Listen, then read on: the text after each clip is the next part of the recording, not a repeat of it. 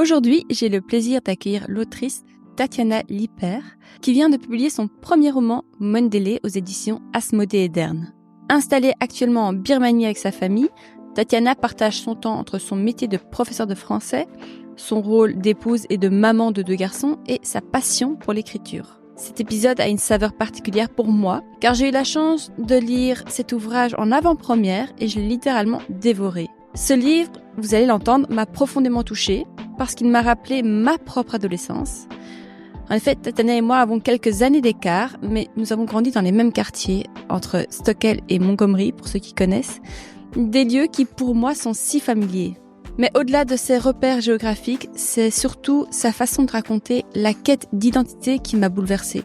Une recherche qui, je pense, nous traverse tous et toutes à un moment de notre vie. Vous êtes sur Audace, le podcast qui met en lumière des parcours uniques et authentiques. Ici, on parle de business, de bien-être, de développement personnel et bien plus encore, avec des invités qui partagent leurs expériences et leurs savoirs, en espérant que vous repartiriez avec des idées, des inspirations ou des outils concrets pour avancer. Je suis Chloé Junico et je suis ravie de vous accueillir pour ce nouvel épisode. Si cet échange vous plaît, pensez à liker, à commenter, à partager cet épisode autour de vous. Ça compte énormément pour moi, ça me fait chaud au cœur, mais surtout, ça aide le podcast à grandir, à avoir plus de visibilité et à attirer toujours plus d'invités prestigieux comme Tatiana que j'ai la chance de recevoir aujourd'hui. Je vous souhaite une excellente écoute.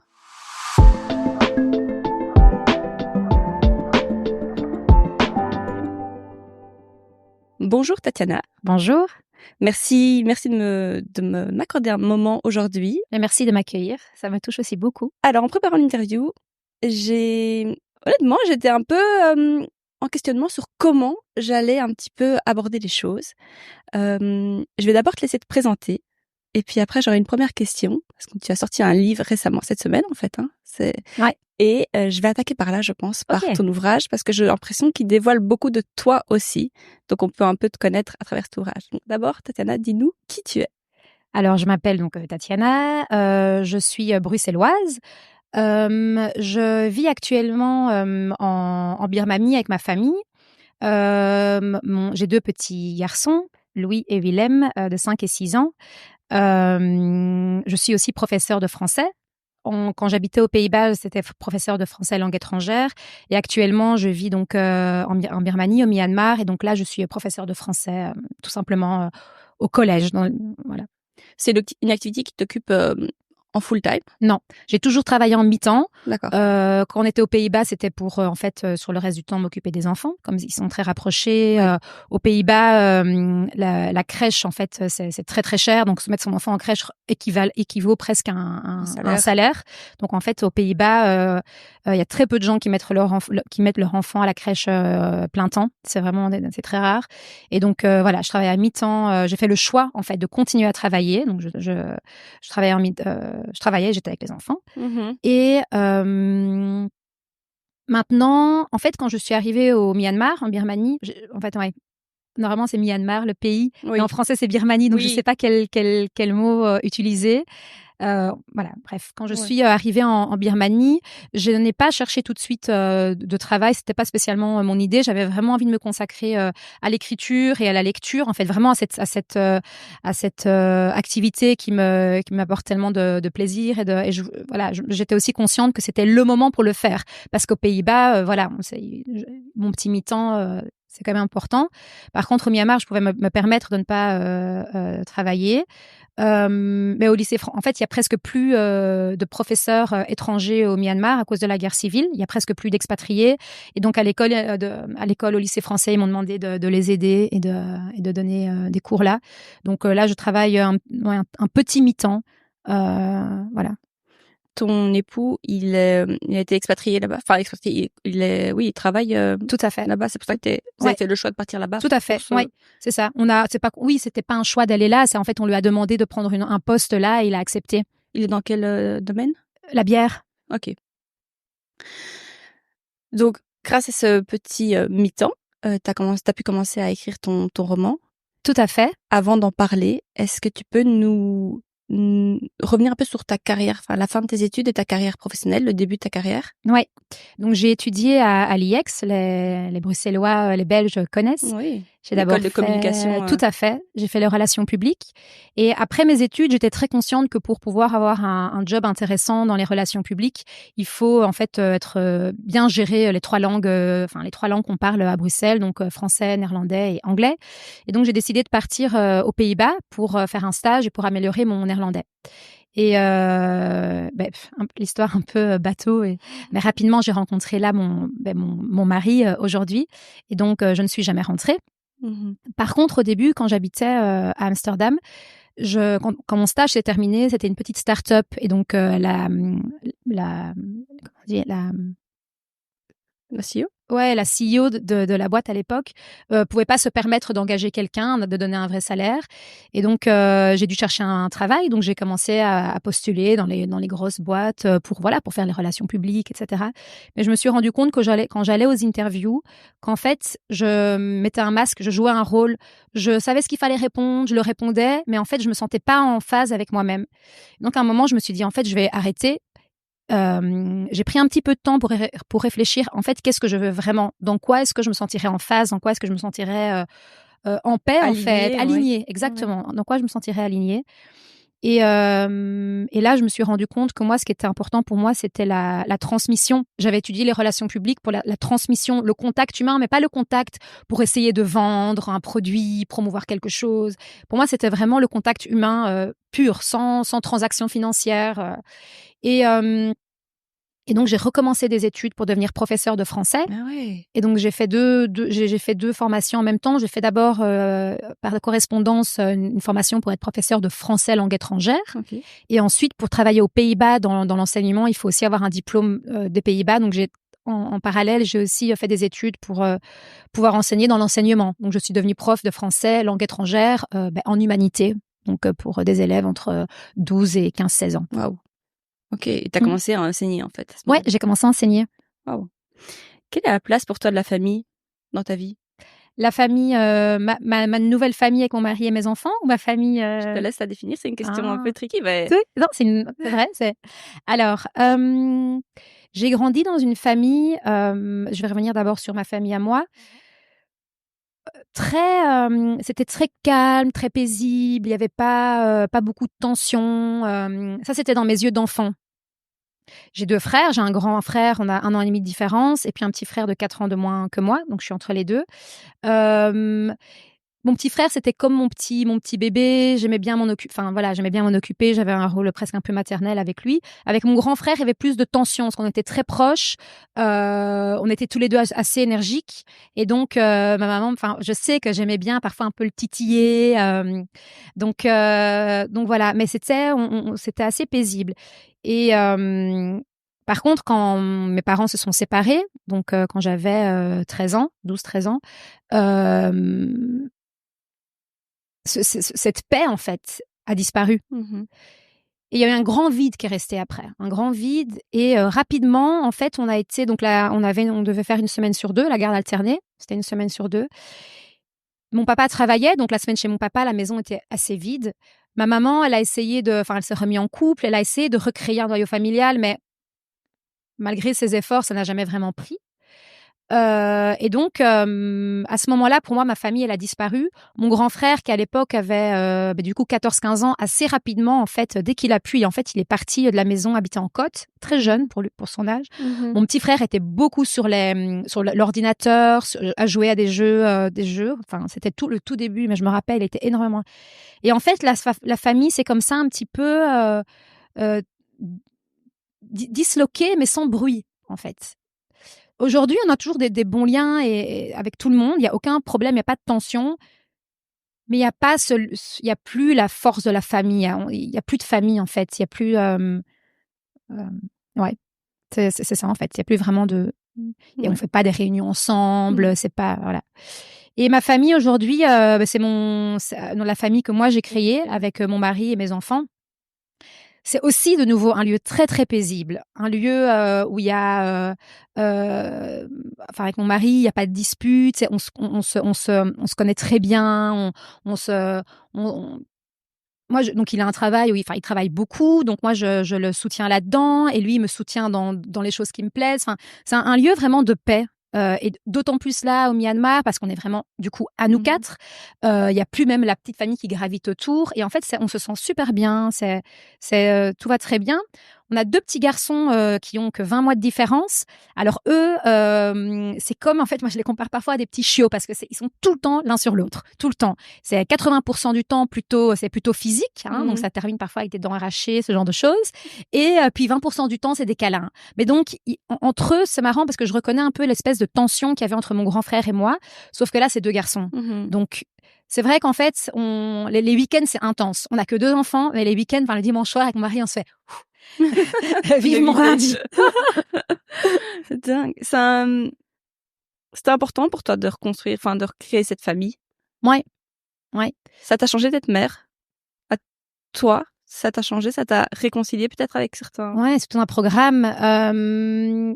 Je voulais être mère, ça c'est sûr. Et notre premier enfant, Louis, ça a pris un peu de temps avant qu'il arrive. Et pour moi, c'était une grande douleur. Et d'ailleurs, c'est à ce moment-là que j'ai commencé à écrire. À l'époque, on habitait en Jordanie, donc j'avais pas encore d'enfant. Je travaillais plein temps. Par contre, dès que je rentrais à la maison, j'avais personne de qui m'occuper. Donc j'écrivais. Et c'était au même moment où chaque mois, l'enfant n'arrivait pas. Et donc, je sais qu'à ce moment-là, l'écriture m'a vraiment fait du bien parce que j'avais j'avais viscéralement envie d'avoir un enfant. Ensuite, il est arrivé et oui, et ça m'a... je me suis sentie rapidement complète avec cet enfant. Après, l'écriture a gardé une place dans ma vie. J'allais te demander. Ouais. T'as toujours écrit? Oui. La littérature, les livres, l'écriture, ça a toujours eu une place dans ma vie. Et d'ailleurs, c'est marrant parce que j'ai une amie qui me rappelait lors de ma soirée de lancement il y a quelques jours. Elle me disait, tu te rappelles quand tu étais petite, tu créais des petits, des mini petits livres sur des histoires de souris, d'animaux. Donc je lui faisais des petits livres et puis je lui offrais mes petits livres. Donc depuis toujours, puis j'ai eu des petits carnets intimes à un moment. Mais c'est vrai que voilà, l'écriture, le livre, le papier, ça c'est quelque chose qui a toujours fait partie de moi. Ouais. Tu viens d'une famille où on écrit. Ton oncle, ton papa, ils ont cet attrait pour les mots. Ouais. Tu penses que c'est... Est-ce que, comme chez nous par exemple, mes parents, on était toujours un carnet de voyage, on devait toujours écrire en voyage, raconter ce qu'on faisait. On a toujours lu, on a toujours écrit. Chez toi, c'était pareil? L'importance de lire et d'écrire? Ou c'était plutôt...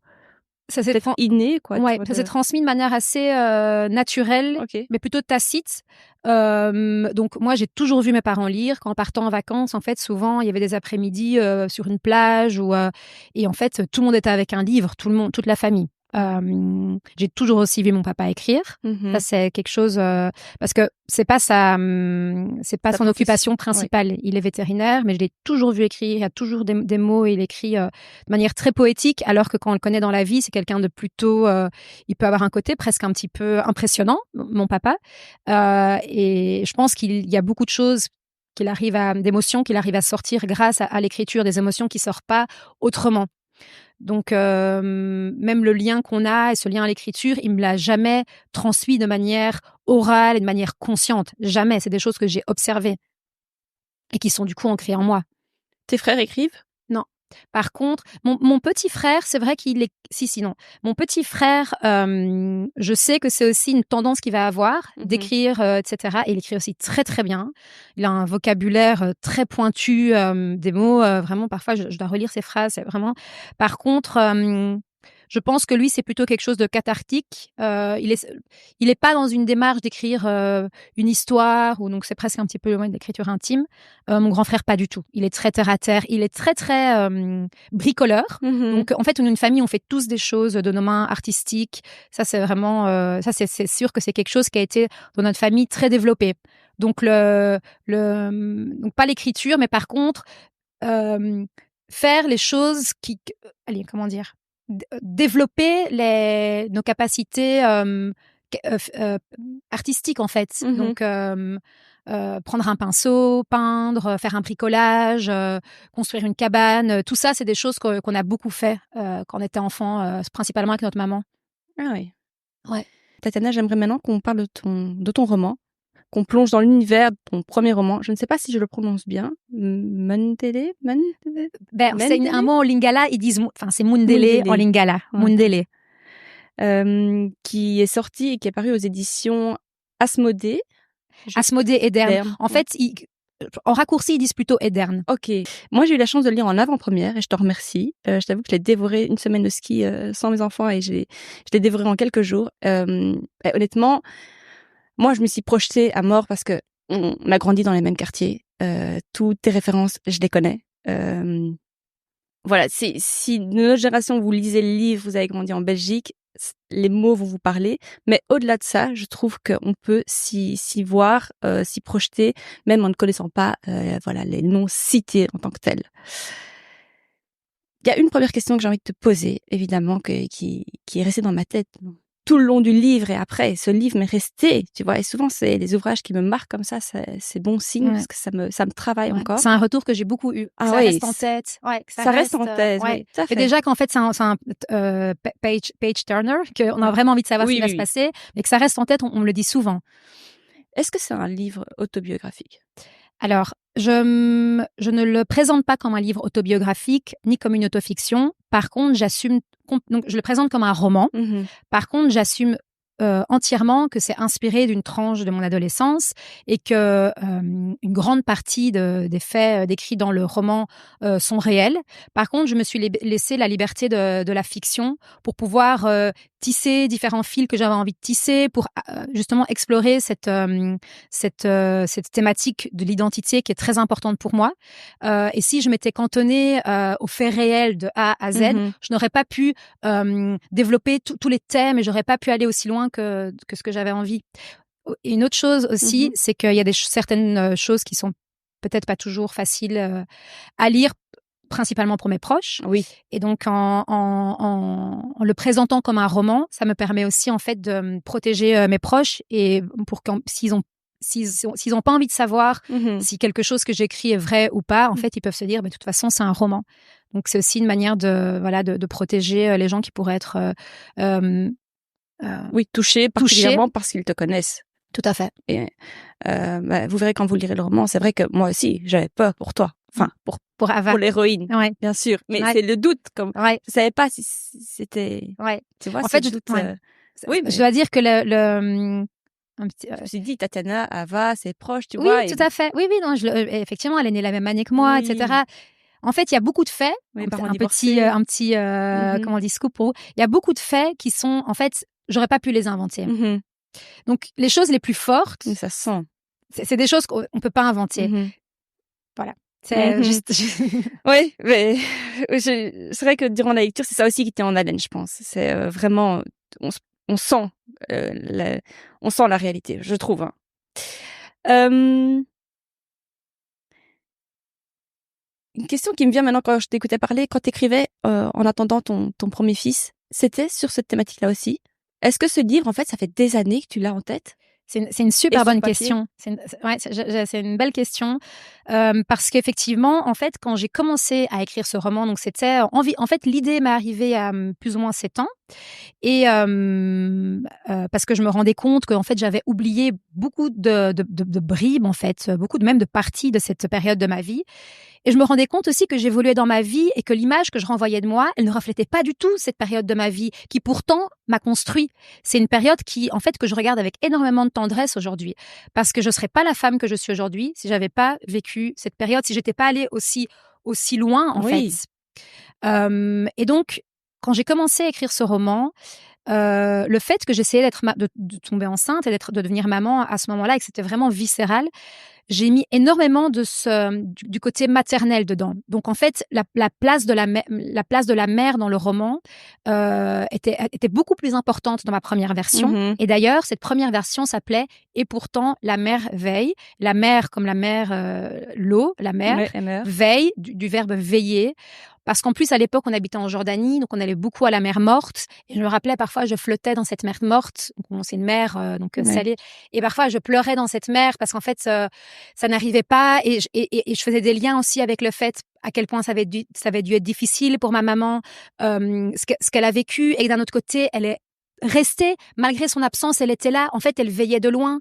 Et peut-être que si elle n'avait pas accepté Dany, peut-être que si, en fait, elle m'avait complètement laissé tomber, parce qu'en fait, on peut se dire, souvent, on me dit, mais la mère, elle est où? En fait, la mère, elle est là, mais elle a compris que au plus elle se rapproche d'Ava, au plus Ava recule. Oui. Donc, en fait, la mère a eu cet amour de se dire, elle m'échappe, je la laisse échapper, mais en fait, je regarde de loin. Et aujourd'hui, en tant qu'adulte, je me rends compte que le fait d'avoir accepté Dany dans sa maison, dans le lit de sa fille, en vacances, c'est un amour, mais c'est trop beau. Oui, ça me met les larmes aux yeux parce que je pense qu'on peut. Non, je pense qu'on a tous une mère. Toi, c'est un peu une introspection quand tu lis le livre, tu vis ta propre relation à ta propre mère. Oui, tout à fait. Donc voilà. Ouais. Bon. On devrait tous écrire un livre pour régler nos trucs mères et leur dire merci, en fait. Ou l'art, simplement l'art, exprimer des choses, effectivement, qui nous sont restées. Je pense, de toute façon, exprimer, sortir ce qu'on a en nous, de toute façon, c'est des choses qui sont... Depuis la nuit des temps, les gens font ça, en fait. Dessiner sur les murs, la musique, en fait, sortir les choses qui, voilà, crier. Oui. Ouais. Chacun s'exprime comme il veut, comme il peut. Tout à fait, exactement. Mais donc, pour terminer... en devenant mère, oui. Ouais, donc c'est ça. Donc, en devenant mère, ça m'a vraiment très fort apaisée. Là, très longtemps, en fait, assez longtemps, j'ai laissé le manuscrit de côté. Je me suis vraiment consacrée à ma maternité. Je pense que j'ai eu besoin aussi d'un peu mettre la distance avec tous ces souvenirs réveillés, en fait. Oui, j'imagine. C'était très intense. Et en fait, quand j'ai ressorti le manuscrit quelques années plus tard, en fait, je me suis rendu compte que il y avait cette question en fait de l'identité que j'avais envie d'explorer encore plus loin. Et c'est dans la deuxième version du manuscrit en fait où je suis allée beaucoup plus loin sur cette question et où en fait je me suis rendu compte de la mémoire transgénérationnelle et de tous ces non-dits qui m'habitent en fait. Et c'est là où j'ai beaucoup plus développé le lien avec le père et où j'ai ajouté ces passages plus poétiques du père. Voilà, comme pour éclairer en fait les incompréhensions que le lecteur pourrait avoir en lisant ce texte, en se disant mais à quel moment elle s'arrête, Ava, et en fait mais qu'est-ce qui se passe dans sa tête. En fait, je me suis dit le texte du père peut même parfois un peu éclairer même ce qui se passe dans cette famille. Oui, tout à fait. Tes parents l'ont lu avant que tu le... Alors, mon papa l'a lu, il a lu la dernière version du manuscrit Et pourtant la merveille. Dans lequel il y avait déjà les faits. Donc, les faits les plus bruts, on va dire, étaient dedans. Il n'y avait pas tout justement, le roman que j'ai créé à la fin. Et en fait, il m'a dit, je suis super fière de toi, bravo ma fille, mais je ne le relirai plus jamais. Et donc là, le roman, il en a 5 sur sa table de salon. Il est hyper fier de moi. Il me soutient. Il conserve les petits articles de presse. Mais il le relira pas. C'était trop dur. Je peux comprendre. Ma maman, pareil. De manière plus pudique, parce que ma maman est plus pudique. Mais par contre, elle aussi, donc ils étaient bien sûr à ma soirée de lancement. Ils sont très fiers de moi. Ils m'encouragent. Mais ma maman, donc à la soirée de lancement, j'ai dit alors tu l'as lu, mais non. Parce que je voulais pas qu'elle le lise jusqu'au moment qu'il soit imprimé. Parce que je savais que ça allait la blesser. Je savais qu'elle allait pas le lire 15 fois. Donc, je m'étais dit, je veux qu'elle lise vraiment la version papier, la version, en fait, qui s'envole. Et en fait, à la soirée de lancement, elle m'a dit pas encore. Et je pense que c'est, voilà, mais je respecte et je comprends. Je sais même pas s'il faut tout savoir de la vie de nos enfants. Enfin, tu vois, c'est une... Ouais. Bon, c'est des choix qui leur appartiennent, mais c'est vrai que je comprends. Ouais. Le terme Mundele. Ouais, Mundele. Après, c'est pas ma langue non plus, mais quand je l'entends, c'est Mundele. Mundele, qui signifie blanche, en fait. Ouais. C'était une évidence. Ben non, tu te dis, t'as changé le titre. Pourquoi? Alors déjà, j'avais un éditeur qui avait été avec qui on était allé un peu plus loin qui avait été assez intéressé par mon texte et qui m'avait en fait donné des retours pour l'améliorer. Donc il m'avait pas encore dit OK, je te le publie, mais là je parle, c'était il y a peut-être 4-5 ans. Et en fait, il m'a dit vraiment, il y a quelque chose à faire, continue. Il m'a dit, par contre, le titre, les jeux de mots comme ça va pas le faire. Okay. Et c'est vrai qu'avec le temps, quand je l'ai ressorti 2 ans plus tard, le manuscrit, en fait, et que j'ai commencé, comme je disais, à explorer ce thème de l'identité, et qu'en fait, j'ai été plus loin sur, voilà, ce Mundele, qu'est-ce qu'il voulait dire, etc. Assez rapidement, je me suis dit que ça serait un bon titre, aussi parce que c'est un mot. Et pour moi, ça claque. J'aime bien les romans qui ont juste un mot en titre, en fait, ça n'en dit pas trop. On peut aussi l'interpréter comme on veut, chacun, parce que finalement, Mundele, ça veut dire blanc, blanche, mais on me dit, je sais que ça peut aussi pouvoir simplement vouloir dire l'étranger ou l'étrangère. Puis ça dépend aussi un petit peu la manière dont on l'entend, dont on le dit. Il y a des fois, on me le disait de manière neutre, il y a des fois où je l'entendais de manière très, avec un peu de haine même. Donc c'est un mot, mais en fait, rien que dans la manière dont on le prononce, en fait, Il peut dégager, comme beaucoup de mots d'ailleurs. Hein. Toi, tu t'identifies à ça? Mundele? À l'époque, c'était ce que j'étais. Puis je suis blanche, effectivement. Mais bon, qu'est-ce que c'est être blanche? Parce que finalement, oui, moi je suis blanche, je suis née en Belgique, mais mes origines, ma maman est polonaise à 100%, et mon papa, il a des origines allemandes, et mon papa, enfin, je vais pas tout dévoiler parce que je pense que c'est intéressant de lire le roman. Mais en fait, je suis blanche, mais qu'est-ce que c'est être blanc, en fait? Et je me suis aussi beaucoup posé la question de... En vrai, moi, je ne suis pas déracinée, mais par contre, je me suis jamais vraiment sentie ancrée dans le milieu belge dans lequel j'évoluais. Surtout quand je suis rentrée en humanité, c'était un petit milieu un peu bourgeois. Et moi, je m'identifiais pas du tout à ce milieu. Je voyais aussi que mes parents, c'était pas voilà. Et là aussi, je pense que ça s'est un peu frité en moi à ce moment-là. Parce que mes parents donc se séparaient et moi, je me retrouvais pas, je me sentais pas à ma place dans ce milieu dans lequel j'étais censée évoluer. Tu penses que tu te mettais volontairement en danger? Tu cherchais ça? Ouais. Le danger? Ouais. En tout cas, je pense que je cherchais ma place. Je cherchais ma place. Mais auprès de ta communauté, mais aussi auprès des hommes, j'ai l'impression. Quel est ton rapport aux hommes? C'est vrai.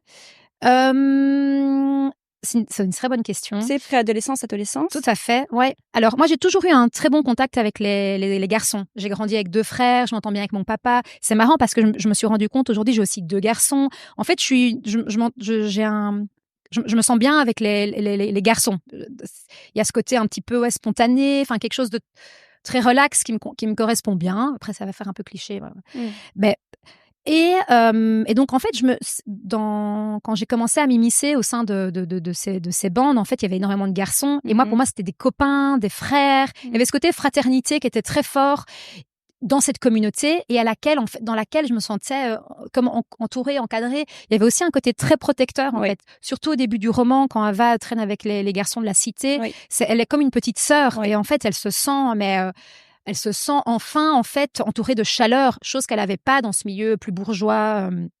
Oui, et chez elle. Et chez elle, tout à fait, où il y avait un grand vide. Et j'ai oublié, en fait, tu m'as demandé, c'était une bonne question. Ah oui, le rapport aux hommes, en fait, il faut savoir que cette histoire se passe au début des années 2000. Et au début des années 2000, il n'y a pas encore beaucoup les réseaux, il y a juste les skyblogs. Mais sinon, il y avait, en fait, qu'est-ce qu'on faisait quand on rentrait en tant qu'ado après l'école? On allumait la télé et qu'est-ce qu'on regardait? MTV, ce genre de choses. Donc, il y a la culture hip-hop, la culture urbaine qui m'a énormément imprégnée. Et c'était quoi à l'époque? C'était P. Diddy, justement. C'était Ja Rule, c'était Beyoncé. Donc, et encore, Beyoncé, c'était un peu une power woman à l'époque, mais donc elle m'inspirait très fort, surtout ses looks. Mais tous ces hommes, en fait, ils étaient tout le temps entourés d'un paquet de petites minettes à moitié nues. Et donc, en fait, je me suis très fort, de manière inconsciente, imprégnée de ces codes, vu que c'était une culture qui, moi, me parlait. C'était de la musique que j'aimais bien écouter. J'ai trouvé ces femmes, je les trouvais trop belles. Ces mecs aussi, en fait. C'était... à la télé, c'était ce qui me parlait. Et c'est ce que j'essaie de retrouver du coup dans la rue. Ouais. T'as rencontré aussi la rivalité avec d'autres femmes. En tout cas, Ava a rencontré la rivalité même physique. Donc ça a été loin. En tout cas, les mots, tu sais, quand tu parles de sourire de l'ange, etc., c'est des choses qui... On voit, Ava, l'héroïne, est attirée par ce monde un petit peu dangereux, qui moi, à l'époque, et j'avais plus ou moins le même âge que toi, je me retrouvais à ces stations de métro dont tu parles. Ma mère habitait à Rodebeek. J'étais entre Stockel et Montgomery tout le temps et j'étais terrorisée. Ah ben oui, je sais. Moi, j'étais terrorisée. Sourire de l'ange, j'en ai fait des cauchemars. Et donc, on peut expliquer... à l'époque, moi, comment on me l'avait expliqué, c'était une carte de banque au travers de la bouche et on donne un coup de poing dans le ventre pour qu'en fait, ça t'ouvre les parties de la lèvre. Tout à fait, que ça ouvre effectivement en fait le sourire de l'ange parce qu'en fait on t'ouvre des 2 côtés, ça te fait une cicatrice. Cicatrice, c'est ça. Donc moi j'étais terrorisée par ça et ce qu'Ava raconte dans le roman, c'était tout ce qui moi me terrorisait absolument quoi. J'avais peur de prendre le métro. J'étais à ce point-là. Moi c'était pareil et c'est marrant parce qu'on parlait donc à la soirée de lancement du roman et j'ai une copine de l'époque qui a connu ça un petit peu plus loin et qui m'a dit en relisant le roman, non en fait j'ai lu un extrait du roman lors de la soirée de lancement et elle m'a dit rien que d'entendre le nom, un certain nom que je cite, elle me dit j'en ai des frissons. Donc en fait oui, ça faisait peur et il faut dire aussi qu'à un moment Ava ça lui a échappé. Après malgré le fait que ça lui échappait, elle continuait, mais ça lui a échappé. En fait, je pense qu'elle avait tellement ce besoin d'appartenance qu'en fait elle était presque aveuglée.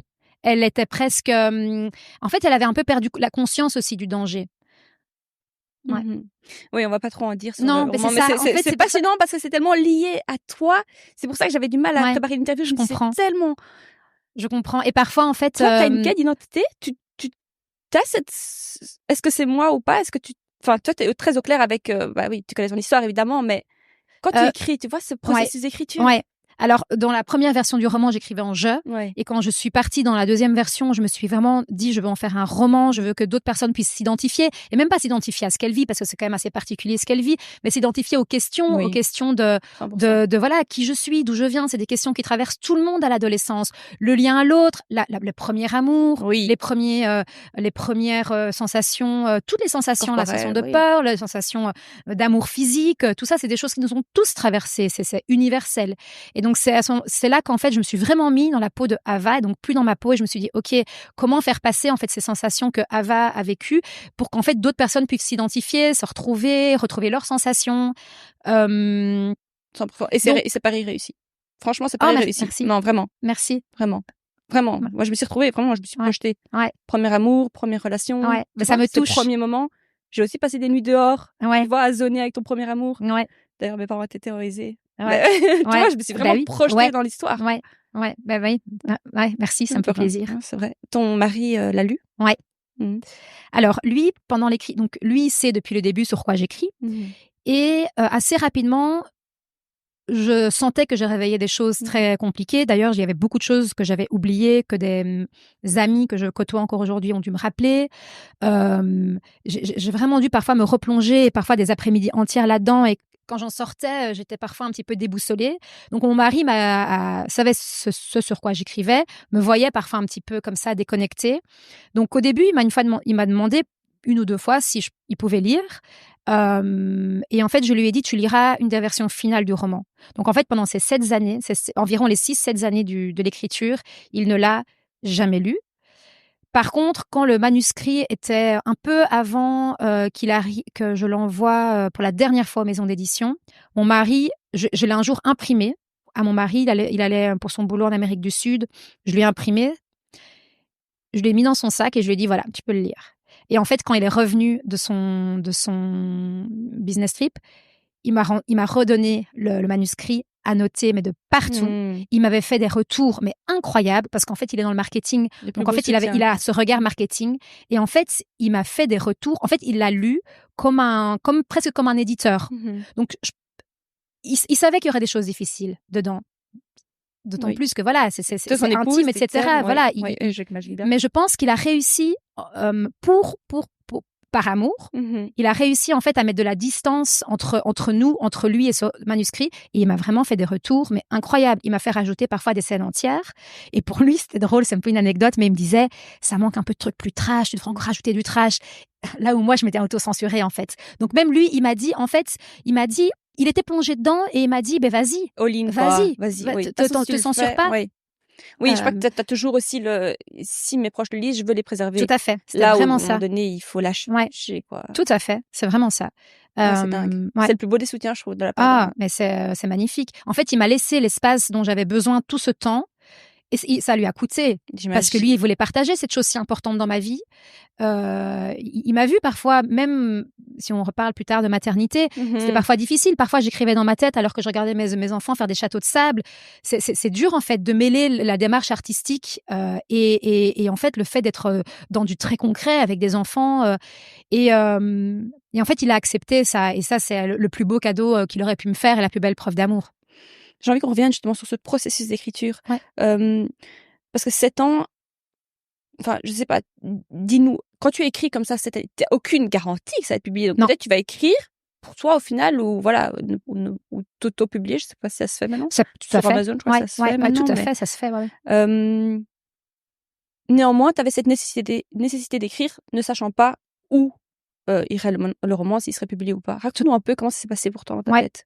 C'est ça, et je suis contente que tu poses la question, parce que je sais que ça peut être un processus très très lent. Enfin, c'est un processus très lent.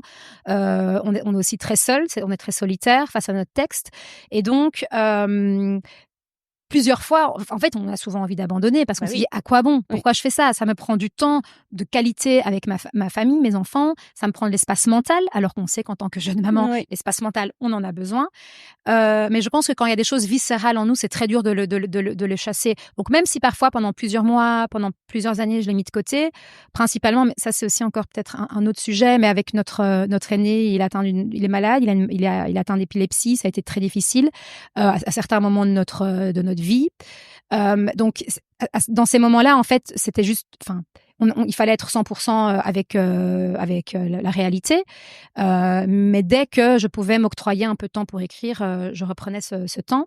Alors, tout au long de ce processus, en étant consciente qu'en fait, que j'étais seule dans ma démarche, j'ai à certains moments parfois fait appel à des un peu comme des coachs en littérature.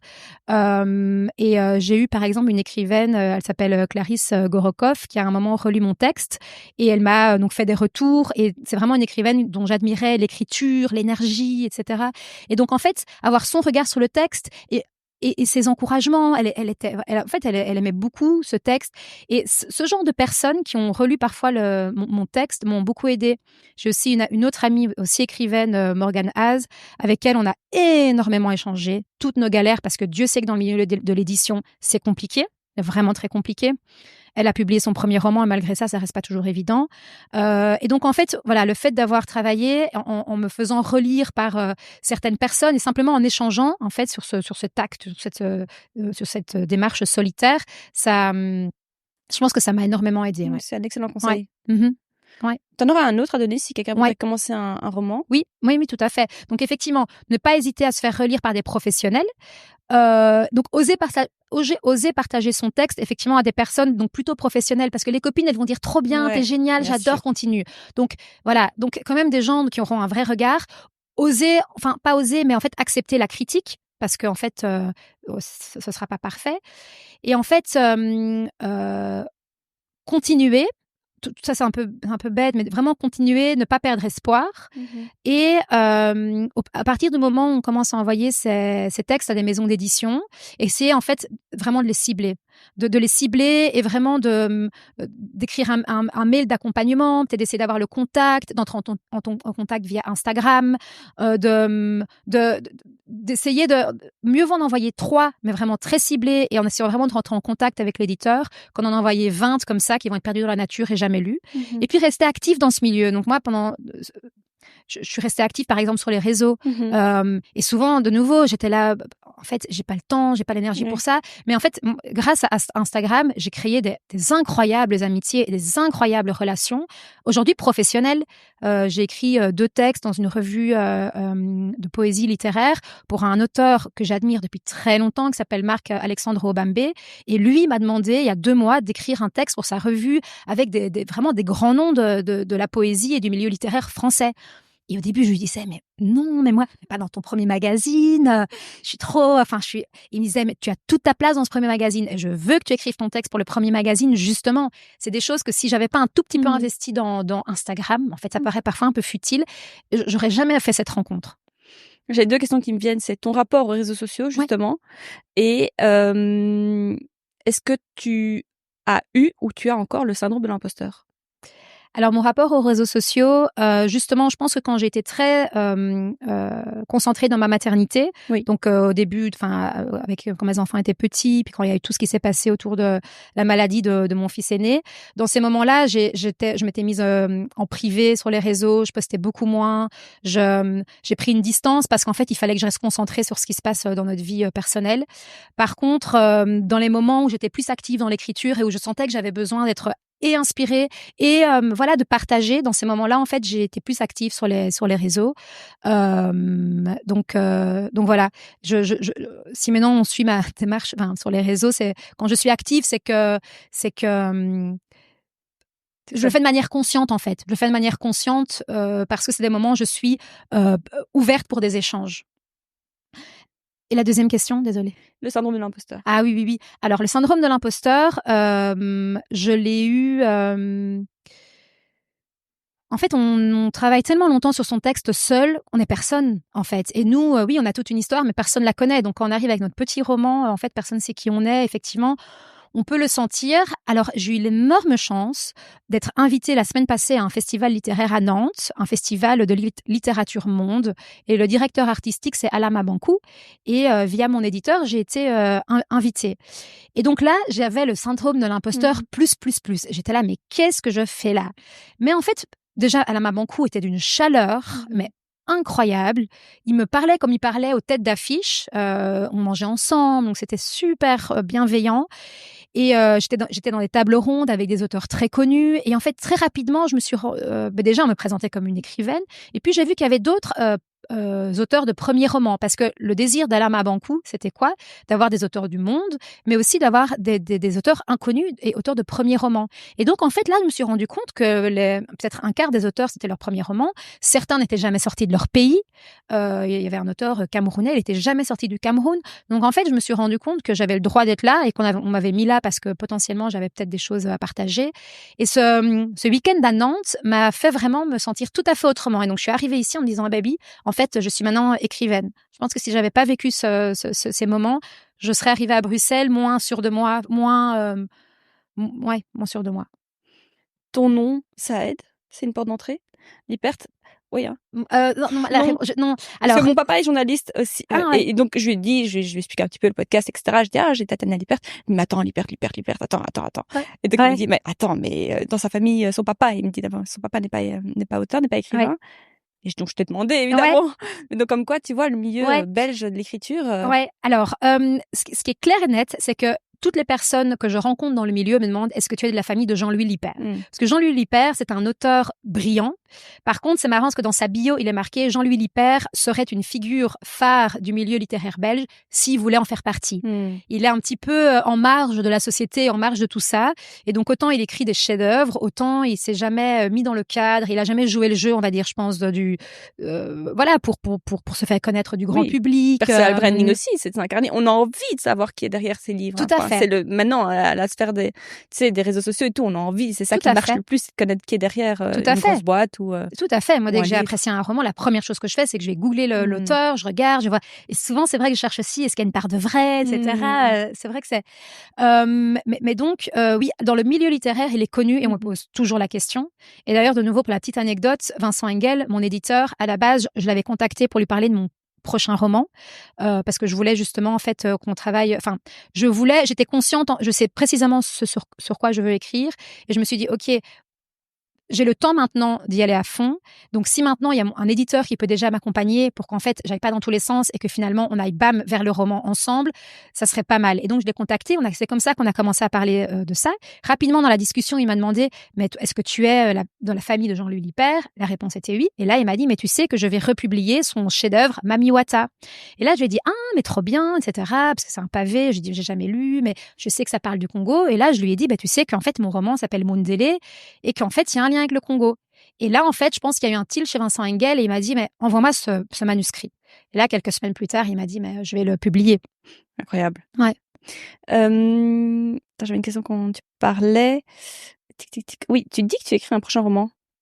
Tu peux nous en dire un peu plus? Oui, avec grand plaisir. Et tu dis aussi que maintenant, tu as le temps. Ça veut dire quoi? Ouais.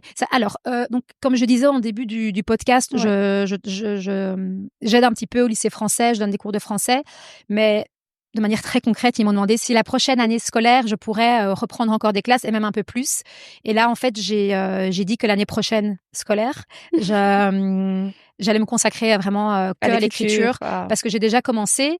Donc là, je suis en phase de recherche. J'ai déjà des dossiers, mes idées, une trame. Donc, je suis déjà en fait assez loin. Je parle aussi beaucoup. Et donc, j'ai vraiment envie de me plonger dedans parce que je veux m'imprégner aussi du pays dans lequel je vis. Alors là, le roman n'aura rien à voir avec moi. Et j'avais aussi besoin de ça. J'avais aussi maintenant besoin de peut-être aussi prouver qu'en fait, parce que souvent les premiers romans ont une grande part d'autofiction, de soi. Dans tous les romans, il y a une part de l'auteur, c'est clair et net, mais même dans un roman de science-fiction, il y a une part de l'auteur. Mais je pense que j'ai aussi envie de me prouver à moi et peut-être aux autres qu'en fait, je peux aussi écrire de la fiction entière, de la fiction. Donc ce roman se passe en Birmanie. En fait, j'ai découvert en étant là-bas, donc c'est un pays qui c'est une dictature militaire. Il y a une junte au pouvoir. Donc il y a une énorme censure. Il y a énormément d'auteurs en prison, assassinés ou qui ont fui la Birmanie. Et en fait, en faisant toutes mes recherches, d'abord de manière personnelle, parce que je trouve ça super intéressant, j'ai découvert en fait l'histoire d'un poète qui a d'abord écrit énormément de poèmes pour essayer de dénoncer ce qui se passe dans son pays. Il était emprisonné pour ça. Et en fait, quand il y a eu le coup d'État militaire en février 2021, il a été dans la rue, il s'est révolté contre ce qui se passait. Et là, il s'est rendu compte que ses poèmes et ses révoltes dans la rue ne suffiraient pas. Et donc, en fait, il est parti dans la jungle et il a créé sa guérilla. Parce qu'en fait, il faut savoir que le Myanmar, la Birmanie, c'est un pays gigantesque et en fait, il est composé d'une centaine d'ethnies. Le colonialisme est passé par là, donc ça a fait d'une région remplie d'ethnies un pays, donc c'est pas pour... Enfin bref, c'est tout un autre sujet. Mais du coup, il est actuellement dans la jungle, il est chef de guérilla. Et alors qu'à la base, c'est un poète. Il y a énormément de jeunes de la génération Z, des docteurs, des avocats, des journalistes, énormément de gens qui sont partis se battre parce qu'en fait, c'est des gens qui ont connu la transition démocratique, qui ont connu la Birmanie ouverte. Et donc, ces gens, maintenant, cette fois-ci, ça fait 100 ans que ce pays c'est une dictature. Et là, cette génération, elle se dit, c'est fini, on arrête. Et ces gens se sacrifient littéralement pour libérer leur pays. Et moi, ça me bouleverse. Et donc, j'ai envie d'écrire une histoire. Donc, ça va être une fiction. Je vais pas parler de ce poète en l'occurrence parce que je me permettrais pas, c'est trop. Mais je voudrais écrire l'histoire d'une jeune fille qui va en fait d'abord aussi essayer avec ses poèmes de dénoncer ce qui se passe et à un moment va se rendre compte elle aussi que c'est pas assez et donc elle va rejoindre ce poète dans la jungle. De nouveau, ça va être une fiction. Mais je veux parler de ça, de la censure, de la génération Z qui se rebelle, de ces gens qui se sacrifient pour leur pays. Mais je sais aussi que même moi, personnellement, en fait, je pourrai jamais, ce roman ne pourra pas être publié tant que je vivrai là-bas. Oui. Donc, en ce moment, et même souvent, on me dit, franchement, fais attention à qui tu parles, fais attention à ce que tu dis. Rien que moi, dans la démarche que je fais actuellement, je sais qu'il y a certaines choses qui sont dangereuses. Et donc, je me dis, imagine les gens qui vivent là et qui peuvent pas partir de ce pays, en fait. Et j'ai vraiment envie de leur rendre hommage parce que j'ai la chance de pouvoir vivre dans ce pays, de m'en imprégner. Et c'est presque un peu comme une manière pour moi de remercier, en fait, ce pays où j'ai la chance de vivre, en fait, en tant qu'expatriée. Et parfois, en fait, je me sens presque un peu mal, en fait, d'être là juste pour quelques années, d'observer tout ça un peu à distance. Ouais. C'est passionnant. On a hâte de le lire. Est-ce qu'on peut en vivre? De l'écriture? Oui. Non. Je pense, quelqu'un me disait cette semaine, je sais plus qui, il y a que quelques auteurs qui peuvent vraiment vivre. On pense à des auteurs qui sortent un bouquin par an. Tout à fait. Ou bien des auteurs genre des auteurs qui publient de la littérature un peu plus grand public. Eux, je pense qu'ils en vivent. Mais en fait, on écrit bien sûr pas pour devenir riche et on écrit, je pense pas pour la gloire. On écrit d'abord pour partager des choses qui sont en nous, pour les sortir en espérant pouvoir parler à des gens que ça va intéresser, mais on n'écrit pas on écrit ni pour la gloire ni pour l'argent, ça c'est sûr. Ok, pour terminer, je voudrais faire quelques petites questions classiques d'Audace, si ça te va. Ouais. Alors, ta relation avec ton image, avec la nourriture et l'argent. Ok. Alors, la relation avec mon image, c'est une bonne question. Comme on a pu le voir dans le roman Ava, qui est donc inspiré de moi, c'est beaucoup posé des questions par rapport à qui elle est physiquement. Donc, l'adolescence a été compliquée. C'est pour ça d'ailleurs qu'elle a autant essayé de se transformer pour en fait essayer de coller à ce qu'elle trouvait beau, en fait. Voilà. Plus tard, en fait... Tu sais qu'on a envie d'avoir la suite du livre. Moi, j'ai envie d'avoir la suite du livre. Il y en a. Il y a une suite. Mais j'imagine. Je te vois aujourd'hui, je sais qu'il y a eu... Il y a une période encore entre la personne que je suis redée, effectivement. Voir en fait comment elle s'apaise. Ouais. Oui. Mon rapport à mon image, je dirais que je me suis jamais sentie... C'était une longue quête. Je sais que dans le début de ma vingtaine, juste avant que j'aille aux Pays-Bas, je calculais très fort ce que je mangeais. Donc j'ai jamais été anorexique, mais je pense que j'avais toujours besoin d'une forme de contrôle sur ma vie, etc. Donc j'ai vraiment commencé à contrôler ce que je mangeais. Je regardais un peu les calories, etc. Ça a été une période où je sortais beaucoup, donc c'était très important l'image qu'on renvoyait. Et en fait, quand je suis partie aux Pays-Bas, Là, je me rappelle, je me suis dit, en fait, j'ai plus envie de vivre de relation amoureuse tout de suite. J'ai envie de me laisser tranquille. J'ai envie de penser qu'à moi. J'ai envie de penser à personne d'autre. Et en fait, je n'ai jamais été plus en phase avec moi-même que lorsque j'ai en fait quitté Bruxelles. Et en fait, c'est là que j'ai en fait rapidement rencontré mon mari. Mais à la base, en fait, on s'est rencontrés via des amis en commun. Et en fait, je pense que j'étais tellement paisible en fait avec moi-même que c'est là c'est ça en fait qui a fait qu'en fait je lui ai plu en fait parce qu'en fait au début moi on a passé des soirées ensemble comme ça, enfin c'était un copain, mais je pense que j'étais très paisible et ça n'a fait qu'évoluer dans ce sens-là. J'ai aussi la chance d'avoir un mari qui s'en contre-fout du physique, enfin du physique, de comment je m'habille. Pour lui en fait il me trouve jamais plus belle que le matin en pyjama, donc en fait j'ai pas besoin de me... Enfin, dans mon quotidien, je recherche pas du tout à m'arranger physiquement, à tout ça. Donc ça, je suis heureuse parce que ça me correspond aussi. Donc ça, c'est mon rapport plutôt physique. Le rapport à... Il y avait quoi d'autre ? Donc il y a la nourriture, on en a parlé, en tout cas qu'à un moment donné, ça a été un peu plus compliqué. Tout à fait. Alors c'est marrant juste pour dire, parce que mes copines m'ont dit « Ah, mais t'as trop maigri récemment ». Alors c'est une anecdote. Mais en fait, là, en sachant tout ce qui allait arriver, je pense que j'ai eu une espèce d'adrénaline qui a fait que j'ai un peu perdu l'appétit récemment. Et donc je suis consciente que là, en ce moment, je pense que la nourriture, dans ma vie, elle est pas importante. Je suis pas quelqu'un de gourmand, je m'en fous un petit peu. Mais quand il se passe des choses importantes dans ma vie, elle place vraiment en plan secondaire. Donc je vais manger matin, midi, soir, vraiment à ce niveau-là, je ne zappe jamais un repas, d'autant plus que j'ai des enfants, donc je mange avec eux à table, etc. Le soir, j'aime toujours bien avoir ma petite bière, donc voilà, je me restreins en rien. Par contre, c'est sûr que je suis pas gourmande, donc en fait, si j'ai d'autres choses qui me nourrissent l'esprit, en fait, ça c'est pour terminer sur la nourriture. Et l'argent. Alors, par rapport à l'écriture, je sais que je ne deviendrai jamais riche grâce à ça. J'ai pas envie trop de... on vit... Tu dis ce que tu as envie de dire. Ouais. C'est très personnel aussi. Oui, c'est ça, ouais. J'ai pas envie, j'ai pas envie de faire, parce que souvent, quand on dit pas les choses, ça peut... j'ai la chance d'avoir un mari qui a un boulot qu'il aime énormément, et c'est un boulot... dans lequel il gagne très bien sa vie. Actuellement, on est expatrié, donc on a des facilités liées à l'expatriation. Voilà, les facilités financières de notre famille me permettent de pouvoir me consacrer à l'écriture, et j'en suis super consciente. Je suis consciente que peut-être d'autres personnes auraient des choses à raconter, auraient envie d'écrire, mais n'ont juste pas la possibilité matérielle et n'ont pas l'espace mental de nouveau, parce qu'en fait, il y a le quotidien à gérer. Donc, en fait, je suis hyper reconnaissante et consciente de ce privilège. Vraiment. Ouais. Oui, mais c'est un choix de famille, j'ai envie de dire. Parce que c'est vrai que, moi aussi, je me lance dans un podcast. C'est aussi un choix de famille. Et moi, je pense pas que ce soit de la chance. C'est juste, on a décidé ensemble, d'un commun accord. Donc, je sais pas si par rapport à ça, à la relation de couple, tu auras une recommandation à donner par rapport à apaiser tout le monde. Ça peut aussi, d'un côté ou de l'autre, parfois être source de stress, que j'entends. Pour ma part, par exemple, mon mari est plutôt dans la très bonne gestion financière, en bon père de famille, je veux dire ça comme ça. Là où moi, je suis moins regardante. C'est exactement pareil. Tu vois ? Moi, c'est lui qui gère les finances, etc.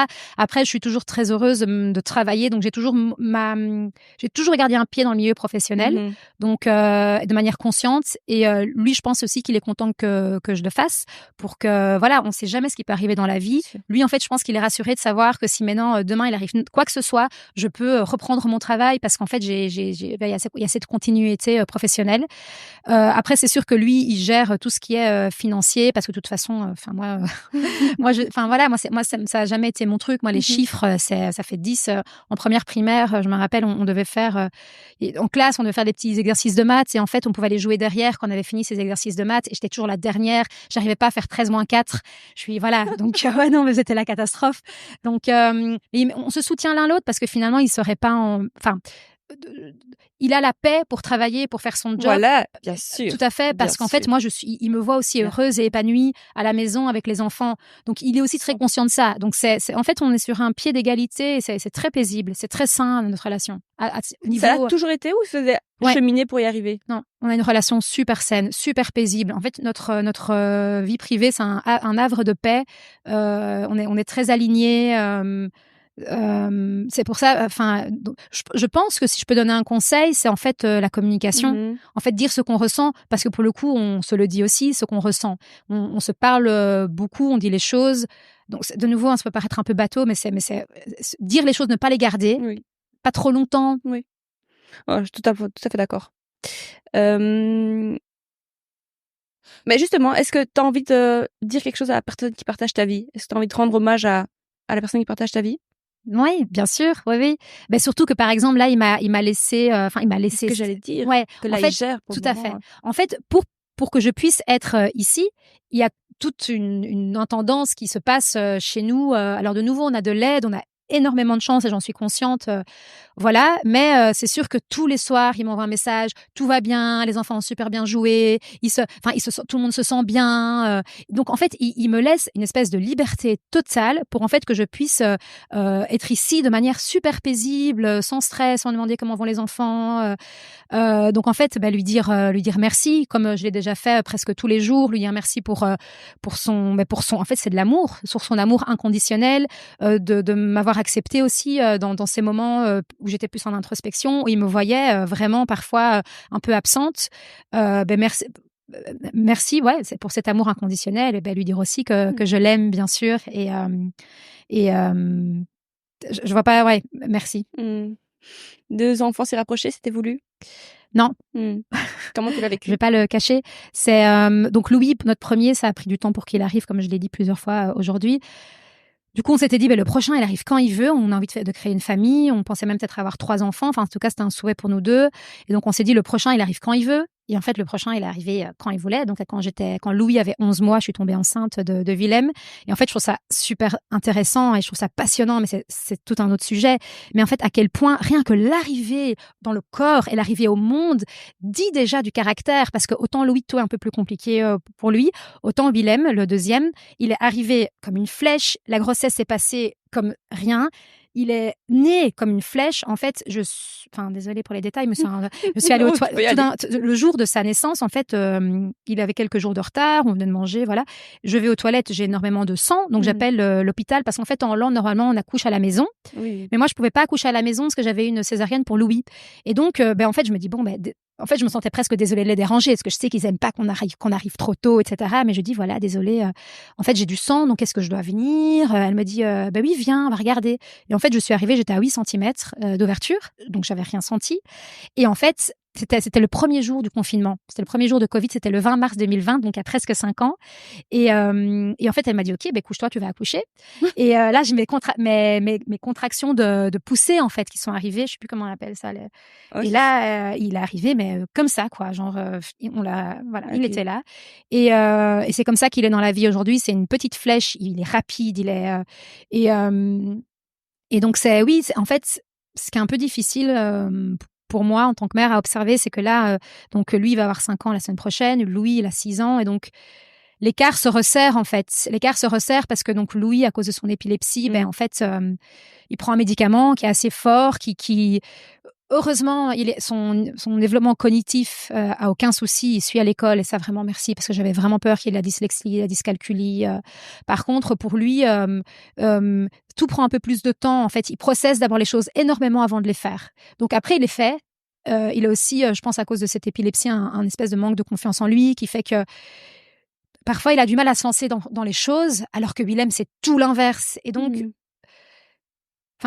j'ai une petite anecdote, mais en fait, quand je la raconte, j'ai envie de pleurer. Mais par exemple, il y a quelques semaines, je vais pas la raconter, ce que je veux. Mais il y a quelques semaines, en fait, il y a Willem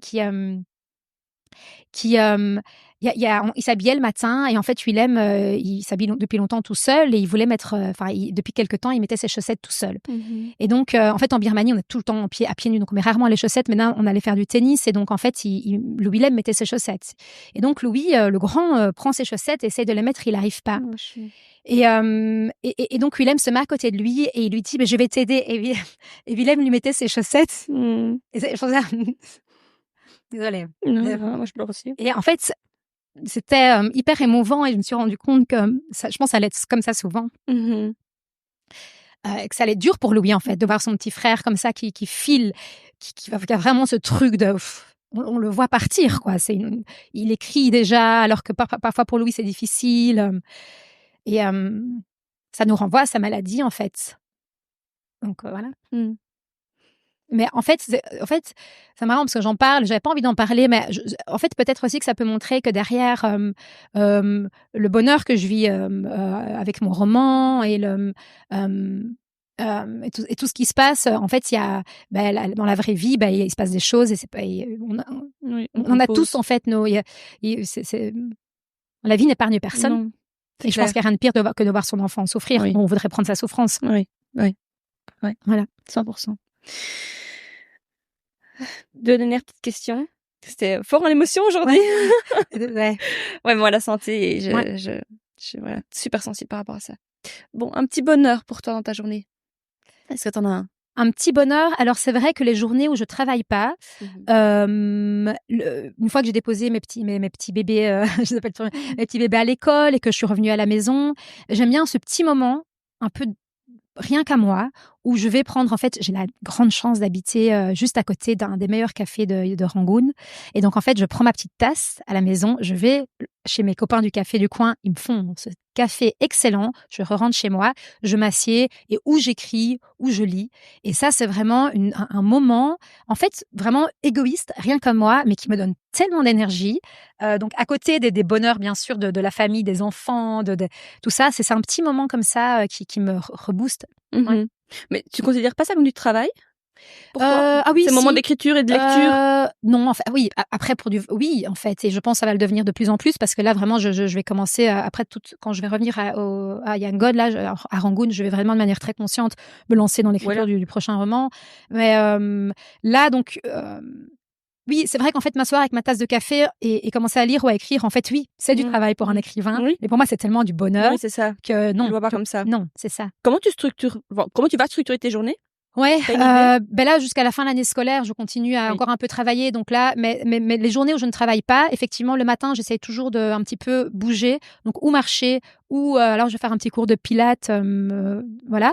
Ensuite, je reviens, il y a ce fameux petit moment du café, et puis là, souvent, je me lance dans l'écriture pour plusieurs heures. Et je me laisse dedans. En fait, je déconnecte complètement. Je me mets dans une salle tout en haut, là où il y a personne, il y a pas de bruit. Je sais que je vais pas.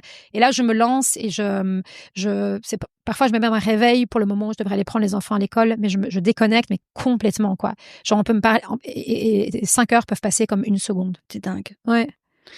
Tu parles de sport, de pilates, la routine sportive, elle est importante pour toi? Ouais, non, alors c'est drôle parce que je suis quelqu'un qui marche énormément et d'ailleurs j'écoute tes podcasts en marchant, j'adore, c'est trop bien parce que du coup c'est souvent une petite heure et donc c'est le temps d'une petite marche, donc ça c'est génial et j'adore. Donc marcher, ça fait vraiment partie de ma vie.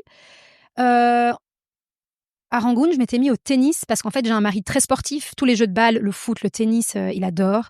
Et donc, j'ai 2 garçons. Et donc, moi qui ne suis pas du tout sport de balle, je m'étais dit, allez, je me mets au tennis parce qu'on a un super coach. Et donc, j'ai commencé pendant 6 mois.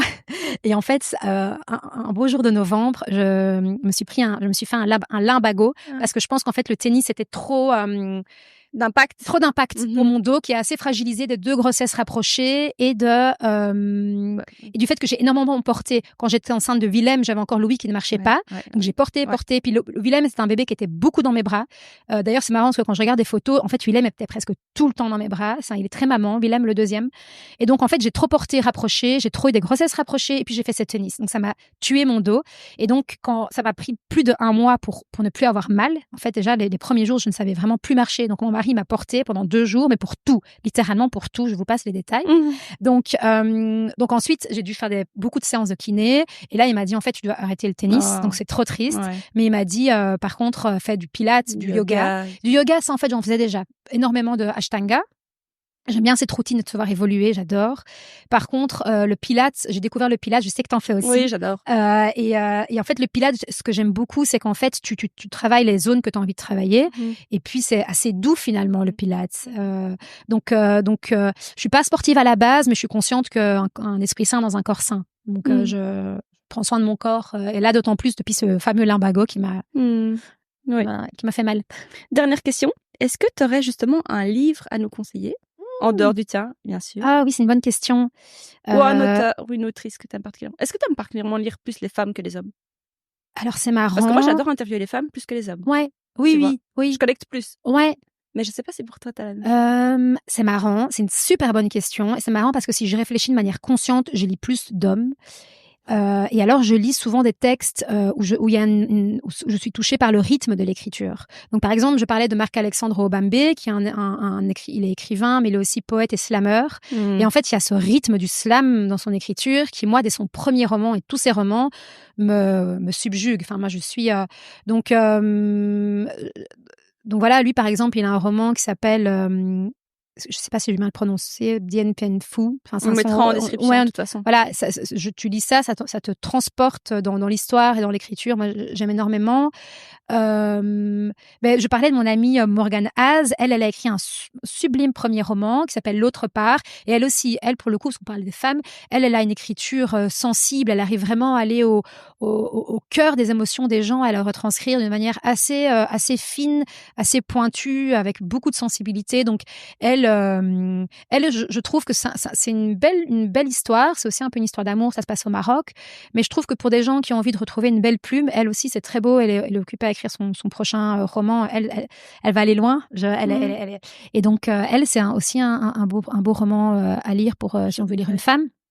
Et tu as un roman chouchou sur lequel tu reviens que tu aimes lire et relire? Alors, il y a un roman que j'ai relu, c'est vrai, plusieurs fois, mais surtout, j'ai envie de le citer parce qu'il a, je pense, il y a un avant et un après ce roman, il a comme débloqué quelque chose en moi.